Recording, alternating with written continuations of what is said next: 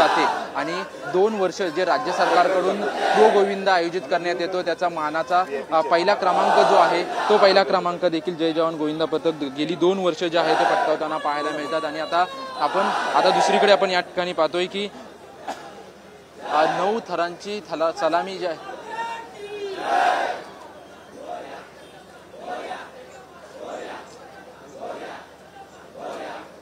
9 थरांची सलामी जी आहे ती सलामी देण्याचा प्रयत्न जय जवान गोविंदा पथकांचा केला जातोय।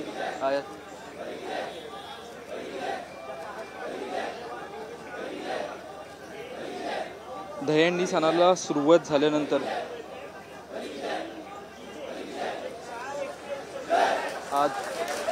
आणि जय जवान गोविंदा पथकाकडून 4 एक्केव लावून 9 थरांची यशस्वी सलामी जी आहे ती जय जवान गोविंदा पथकाकडून दिली जाते।